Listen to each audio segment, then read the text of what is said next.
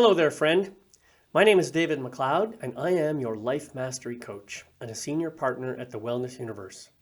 I'm the lead author of the #1 international best-selling book, Gifts of Wisdom, Practices for Healing and Empowerment, and one of the co-authors of the best-selling series, The Wellness Universe Guide to Complete Self-Care.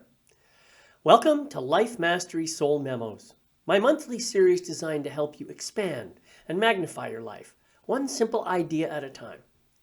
This is episode 61. Today my topic title is From Trigger to Truth, Gifts from Your Shadow. If you are like most people, then you probably have something like an internal virtual storage unit with mystery boxes, the ones you swore you'd sort out when you get some spare time. Next thing you know, it's 3 a.m., the door rattles, and surprise. Turns out you've been storing entire versions of yourself in there. Those unlabeled boxes are what many of us call the shadow. Traits, characteristics, impulses, needs, and memories we decided were too much, not enough, or not allowed. We banished them in order to keep belonging, to keep fitting in. The problem is, what we exile doesn't vanish. It just learns to drive from the back seat wearing sunglasses. But here's something most of us don't expect. Shadows aren't villains. They're messengers carrying truths we were once too young, too busy, or too scared to face. When we stop running from them, we stop getting sidetracked or even ambushed by them. And when we learn to listen, we find energy, clarity, and creativity locked inside the parts we tried to hide. Having a shadow doesn't mean you're broken or that there's something wrong with you. It just means you're human. With very few possible exceptions, every human who ever existed has experienced the idea of shadow parts.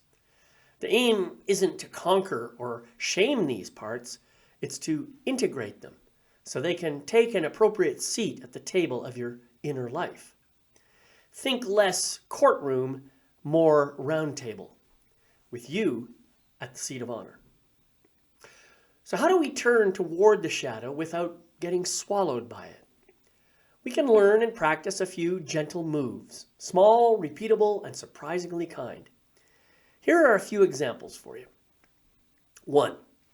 Catch the cameo. The shadow rarely wears a name tag. It shows up as a disproportionate reaction. You're suddenly furious about a harmless comment, or you're plotting your exit from civilization because someone forgot your birthday. When that surge hits, pause. Ask, what just got touched? You're not interrogating, you're just noticing. Often, it's an old story wearing a new outfit.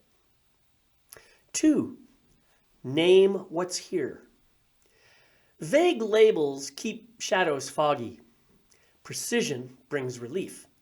Instead of just, I'm upset, try expanding with something like, I feel jealous because I'm scared my work won't matter.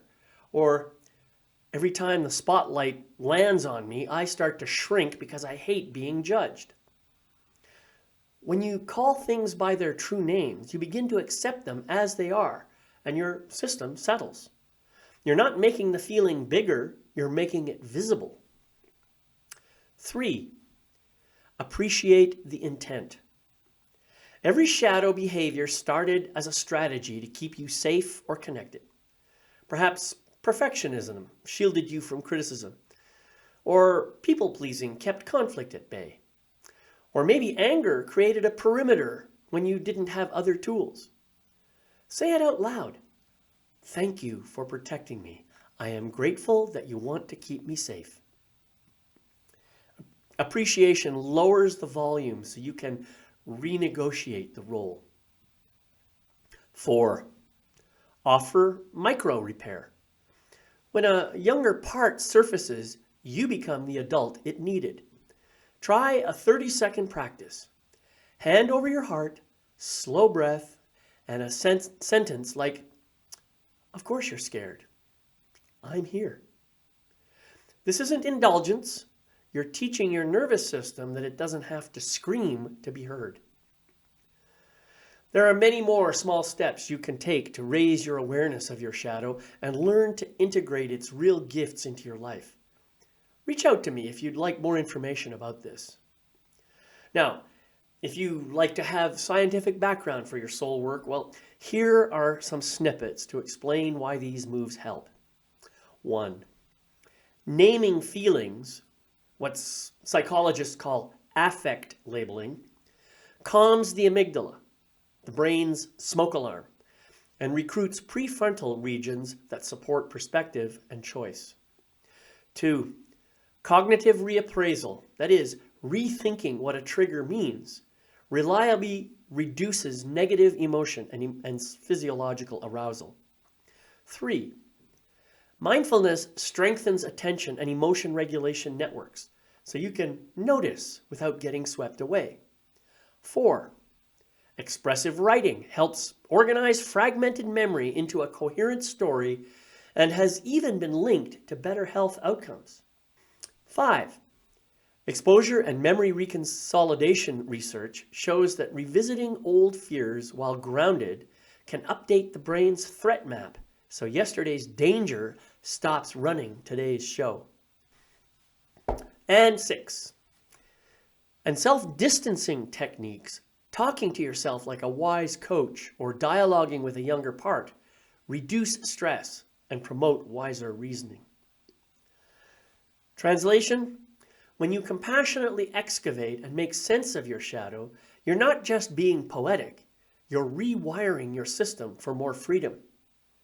How do you know it's working? You'll notice more space between stimulus and response. You'll hear the old script and choose a new line. You'll apologize faster and shame yourself less. The same triggers will visit, but they won't unpack for the entire weekend.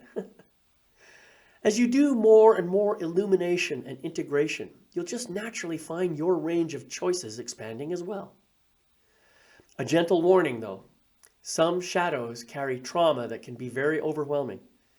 If turning toward a particular shadow feels like too much, try partnering with a therapist or skilled guide. This can make the work safer and more effective. I've had lots of experience helping people with this, so feel free to reach out if you want some support. In the end, the parts we hide often hold our vitality. That sharp tongue, there's a truth teller in there. That envy, it points to a desire you're ready to claim. That procrastination, it might be insisting you slow down enough to do meaningful work instead of frantic work. Shadows mark where energy is stuck. Integration is how you get it back. So next time a prickly feeling taps you on the shoulder, invite it to sit at the table. Ask a few questions. Offer a better job. Let it belong without letting it boss you around.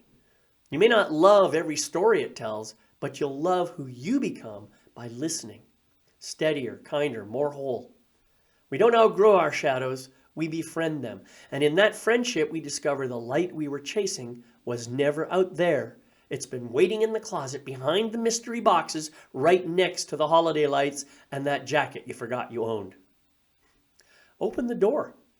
Say hello. Then make something beautiful with what you find. If you like being inspired by people who learn from their circumstances and embrace the wisdom that emerges naturally out of those situations, then you'll love my new book, Gifts of Wisdom, Practices for Healing and Empowerment. Head over to Amazon right now and grab yourself a copy. Maybe grab one for a friend as well. Also, if you are looking for articles, videos, and other powerful content that can help you to improve your life, please check out my website at magnificence.com. This is a powerful membership and personal growth website geared toward helping people to remember the truth of who they really are and to express and experience the fullness of who they really are. There's a lot of great material on my website, so please don't pass it up. Head over to magnificence.com right away and check out this really cool membership site. Remember, dear friend, do not fear your shadows. Rather, understand them. for they reveal deep truths about yourself that you may have been trying to avoid. Uncover, illuminate, heal, and integrate your shadows, and find wholeness and fulfillment. Let me know your thoughts about this topic, and if you need some one-on-one support, please don't hesitate to reach out to me directly. I'll see you next time on Life Mastery Soul Memos. Bye-bye for now.